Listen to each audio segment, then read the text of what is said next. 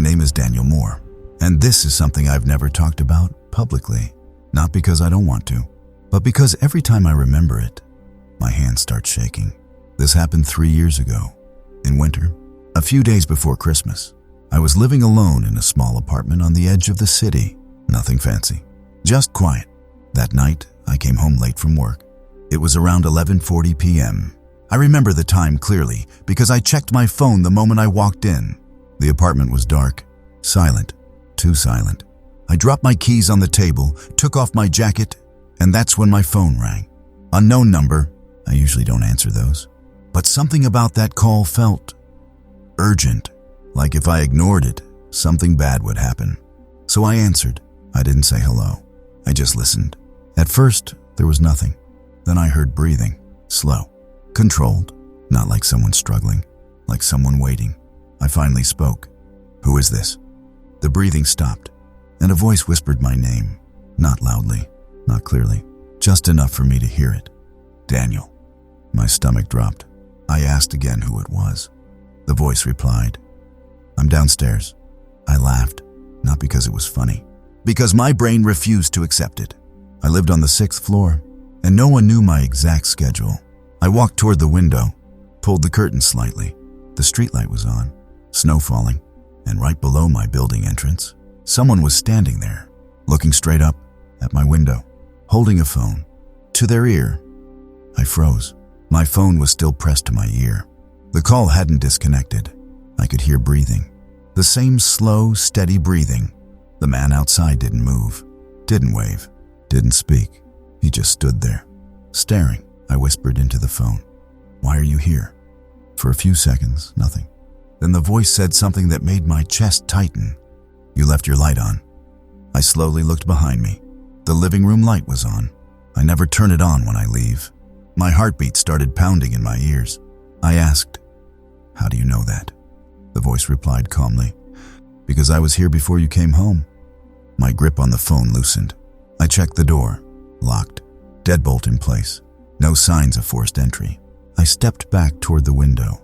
The man was still there, same position, same angle, phone to his ear. Then he did something that made my blood run cold. He smiled, not a normal smile, too wide, like he was stretching his face. And then he said, "You should check your bedroom." The line went dead.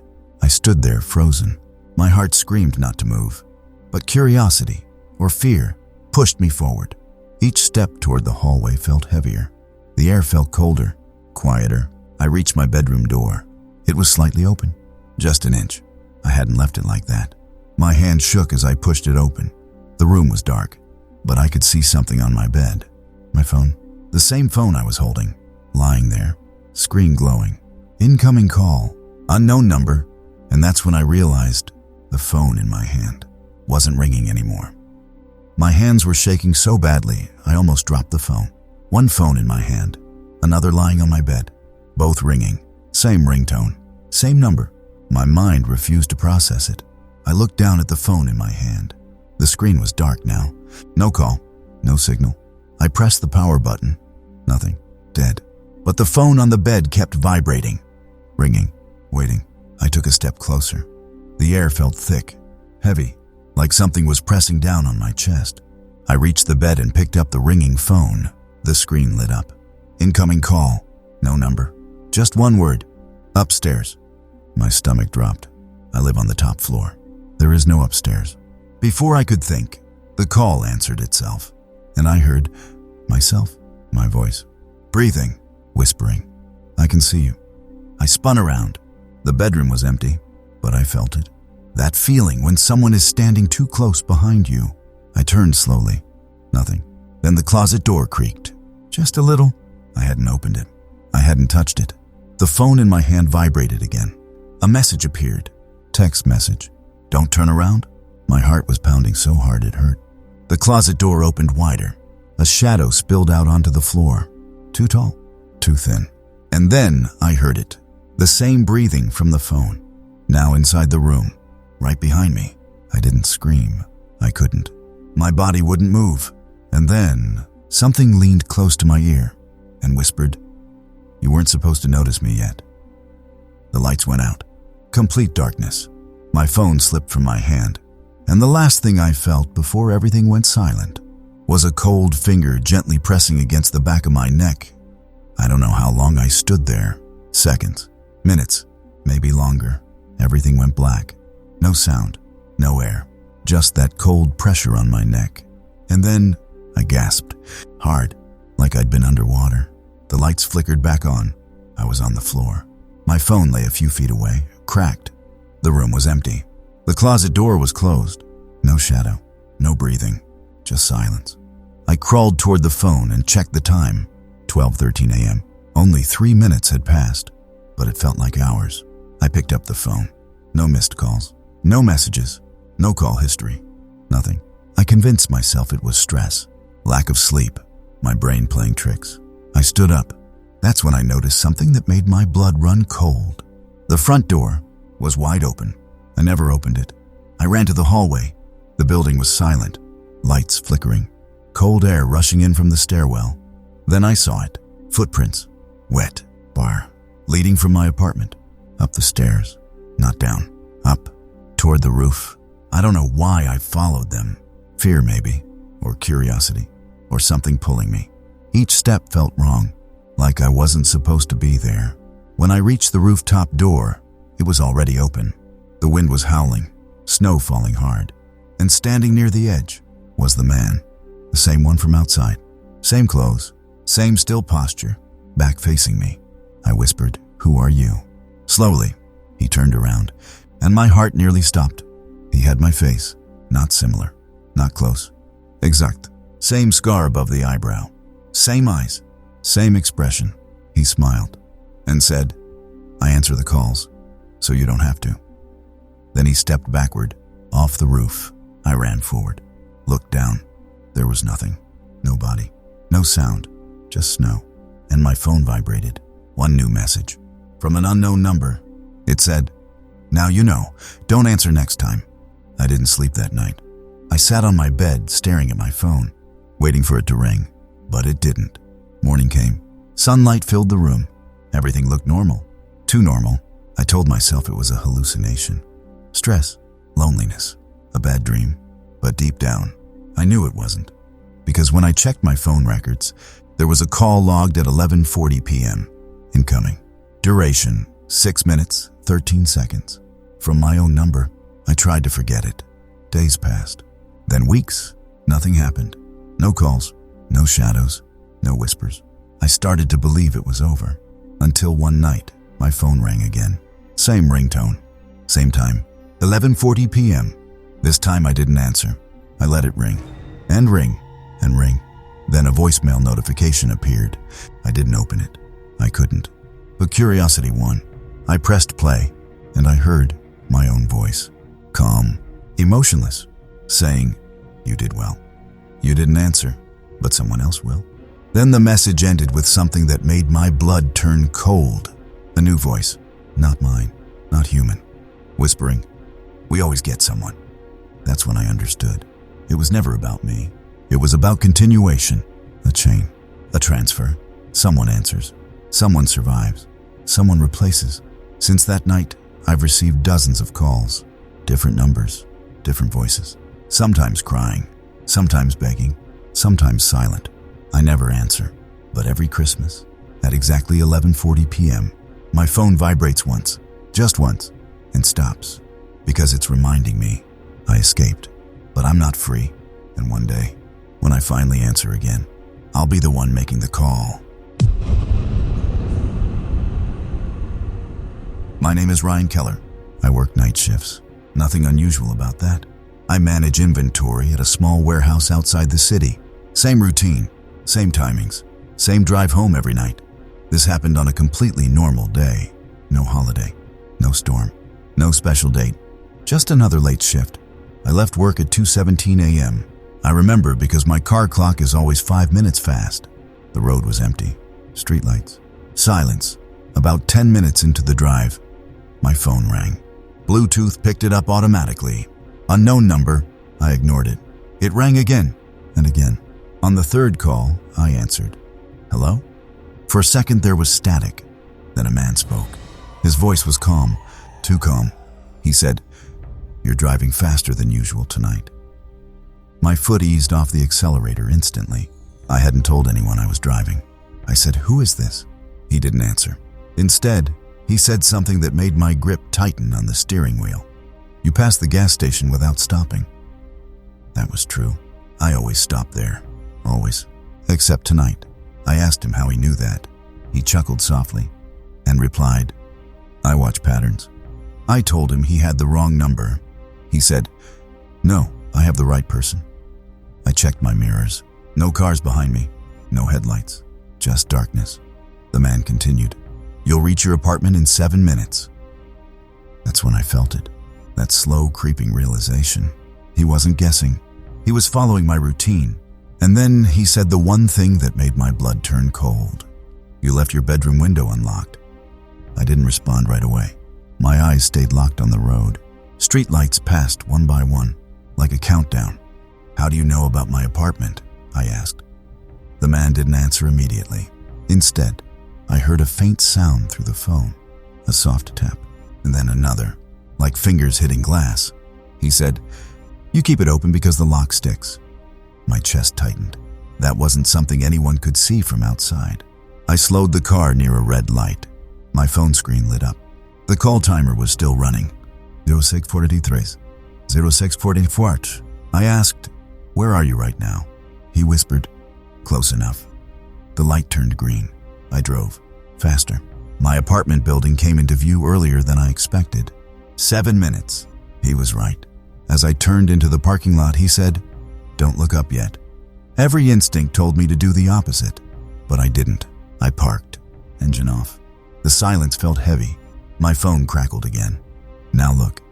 I raised my head slowly, and that's when I saw it. One of the windows on the 3rd floor. My floor. The light was on. I was sure I had turned it off before leaving. A shadow moved behind the curtain. Not clear, just movement. My heart started pounding. I whispered, "That's impossible." The man laughed, not loudly, like he was enjoying a private joke. He said, "You always forget the lamp near the bookshelf." My breath shook, because I had never told anyone about that lamp. I asked him to stop. I told him this wasn't funny. His voice dropped. "No one's laughing."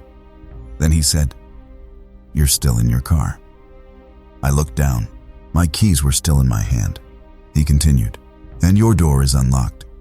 I shouted, "How do you know that?" There was a pause. Then, "Because you haven't locked it yet." I didn't move. Not the door, not the keys, not even my head. My phone vibrated lightly in my hand. The call was still connected. I whispered, "I'm not going in." The man sighed, like I had disappointed him. "That's new," he said. "You always go in." My throat went dry. "What do you mean, always?" For the first time, his voice sounded amused. "Routine," he said. "Same parking spot, same hesitation, same fear." I slowly locked the car doors. Click. The sound felt louder than it should have been. The man chuckled. "Too late." My heart slammed. "What do you mean, too late?" He didn't answer.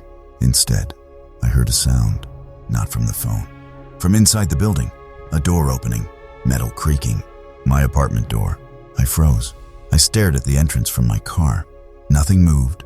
Then my phone speaker crackled again. "You hear that?" he asked calmly. I couldn't speak. He continued, "You always leave the hallway light off." A chill ran down my spine, because I did, every night. I asked, barely audible, "Why are you doing this?" There was a long pause, so long I thought the call had dropped. Then he said something that made my blood turn cold. "I'm not doing this." My grip tightened. "Then who is?" His answer came like a whisper in my ear. "You," I shouted. "That's not funny." But he didn't raise his voice. "You just don't remember yet." Suddenly, my car radio turned on by itself, static, loud. I jumped. Through the static, a voice bled through. My voice, recorded. "I'll be back in 10 minutes, it said. I stared at the dashboard. That was something I said earlier today, to no one. The man on the phone spoke again. "Part where you go upstairs," he said, "is my favorite." I screamed, "Stop!" The call went silent. No hang-up tone, just this dead air. I looked at my phone. The screen showed, "Call ended, 11:40 p.m. I sat there shaking. Then my phone buzzed again. A text message from an unknown number. It said, "You're still outside, but I'm not." I slowly looked up at my building. My apartment light went off. I didn't go upstairs. I should have driven away. Anyone sane would have. But I couldn't, because my phone vibrated again.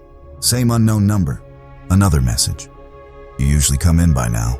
My hands were shaking so badly, I almost dropped the phone. I typed back, "Who are you?" 3 dots appeared instantly, then disappeared. Then a reply, "You." I laughed, a broken, nervous laugh. "No," I whispered. "That's not possible." My phone rang. Same number. Against every instinct, I answered. My own voice spoke, not distorted, not echoed. Clear, calm. "I told you not to stay in the car." Tears filled my eyes. "That's not me," I said. He had paused, then said softly, "Check your keys." I looked down. My keys weren't in my hand. They weren't in the ignition. They were missing. Cold realization hit me. I searched the car frantically. Nothing. My voice on the phone continued. "You dropped them upstairs, on the kitchen counter." I shook my head. "No, I never went up." Silence, then a sound, very faint, from my apartment window. Footsteps, slow, measured. Someone pacing. My voice whispered, "You don't remember the blackout, do you?" "What blackout?" I cried. "You've been losing time," it said. Minutes, sometimes hours. Images flooded my mind. Moments I couldn't explain. Lights already on. Doors unlocked. Messages sent that I didn't remember typing. "You made me," the voice said. Or I made myself. I screamed, "I'm calling the police." A soft chuckle. "You already did." My phone screen lit up. Call history, earlier that night. 9:11, 6 minutes. I had no memory of it. "You told them someone was inside," my voice said. "They didn't find anyone?" The footsteps upstairs stopped, right by the window. A shadow passed behind the curtain. My legs finally moved. I started the car. Engine roared. As I pulled out, my phone buzzed one last time. A final text. "You can leave. I'll stay." I drove all night. Didn't stop until sunrise. I never went back. Months later, I checked public records. My apartment was still being paid for. Utilities active. Someone was living there, under my name. I changed my number, changed cities, changed everything. But sometimes, at exactly 11:40 p.m., my phone lights up. No notification, just the screen turning on. And for a split second, I see my reflection, smiling. My name is Ethan Moore, and this is the only story I've never told anyone out loud. Because once you hear it, you start checking your phone differently. It happened on an ordinary Tuesday. No storm, no late night, no horror movie atmosphere, just routine. I work as a night dispatcher for a delivery company. Phones ringing, boring complaints, wrong addresses. At 6:17 p.m., my personal phone rang. Private number? I ignored it. At 6:18 p.m., it rang again. I declined. At 6:19 p.m., a voicemail appeared, but I hadn't let it ring long enough. That's what felt wrong. I opened it. Static. Then breathing. Then a voice. My voice, but older. Tired. "Ethan, don't answer the next call." My stomach tightened. The voicemail ended. Immediately, my phone rang. Same private number. My heart was pounding so hard I could hear it. Against every instinct, I answered. "Hello?" Silence. Then a soft click. Then someone whispered, "You didn't listen." I froze. "Who is this?" I demanded. The voice replied calmly, "It's tomorrow you." I laughed nervously. Very funny. But then the voice said something that drained all the blood from my face. "You're sitting at your desk. Third monitor is flickering. Your coffee is cold, and your left shoelace is untied." I slowly looked down. My shoelace was untied. The voice continued, "I called because tonight, something goes wrong." My throat was dry. "What kind of wrong?" A pause. Then, "You don't die." That scared me more than anything else. "What happens then?" I whispered. The voice exhaled slowly. "You answer a call you shouldn't." The line went dead. I stared at my phone, telling myself it was a prank, a coincidence. Stress. At 6:41 p.m., my supervisor walked over. "Everything okay?" he asked. Before I could answer, my phone rang again. Unknown number. My hand started shaking. I didn't answer. It stopped. A text arrived. Good. Now listen carefully. Another message followed instantly. At 7:03 p.m., the fire alarm will go off. No fire. Don't leave your desk. I checked the time. 6:59 p.m. This is bullshit, I muttered. At 7:03 p.m. exactly, the fire alarm screamed through the building. Everyone stood up. Panic. My supervisor shouted, "Evacuate!" My phone buzzed again. Sit down. I stayed frozen in my chair. People rushed past me, alarms blaring. Then another message. If you leave, you won't hear from me again. The building emptied. I was alone. The alarm suddenly stopped. Silence. Then my phone rang. Same private number. I answered. My own voice spoke again. You stayed. That's good. My heart was racing. What is happening to me? I asked. A long pause. Then my voice whispered, someone else is calling you tonight. The building was empty. No footsteps. No voices. No alarms. Just me and the hum of electricity. I checked the time. 7:09 p.m. My phone was still pressed to my ear. My voice hadn't spoken again. Hello? I whispered. Static answered. Then a click. A new voice came through. Not mine. Not familiar. Female. Calm. Professional. Ethan Moore? She said. Do you know what time it is? My heart skipped. Who are you? I asked. She ignored the question. You're supposed to receive a call at 7:22 p.m., she continued, from a man asking for delivery confirmation. That's my job, I said. I get those calls all the time.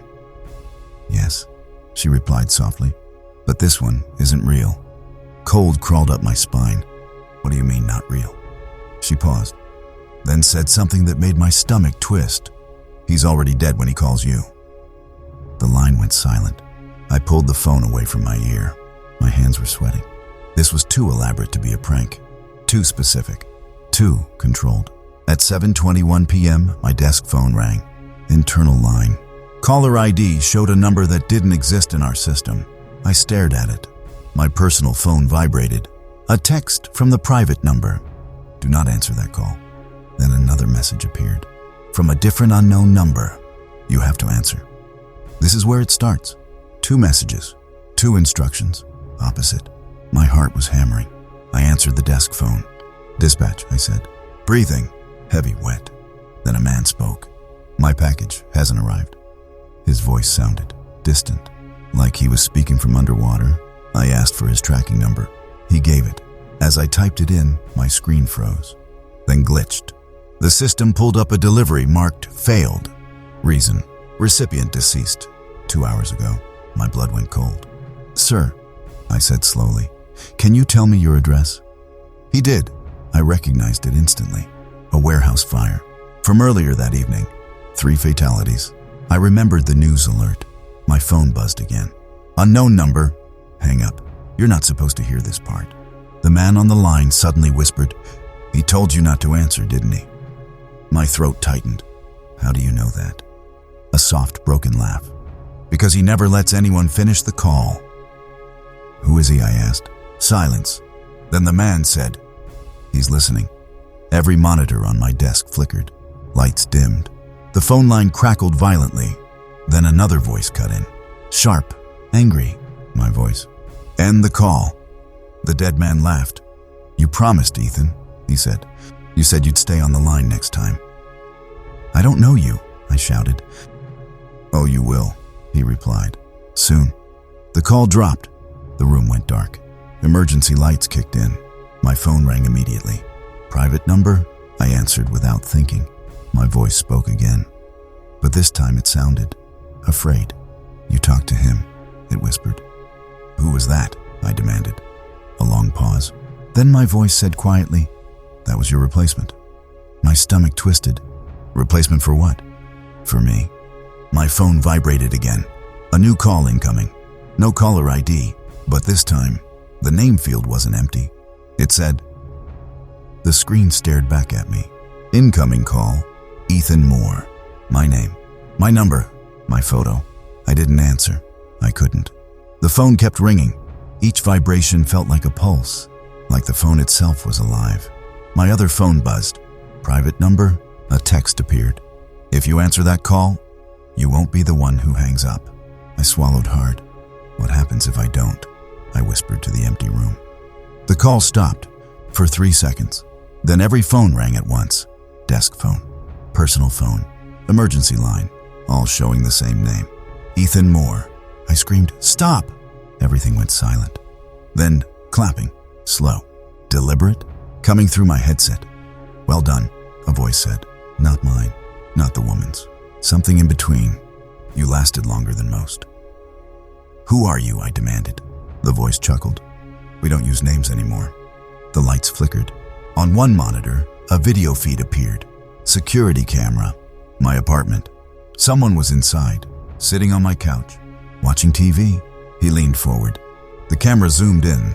It was me. Same face, same clothes, but his eyes, they were wrong. Too calm, too empty. My phone rang again. This time I answered. "Why do you look scared?" My face on the screen asked. "I feel great." "That's not you," I whispered. He smiled. "I know." My voice, the scared one, cut in from the phone. "He's already crossed over," it said. "I tried to stop you." "Stop me from what?" I asked. "From being chosen." The thing on my couch stood up. "You work nights," it said. "Alone, surrounded by voices. You listen better than most. What do you want?" I shouted. "To stay connected," it replied. "To exist where calls never end." The monitors changed.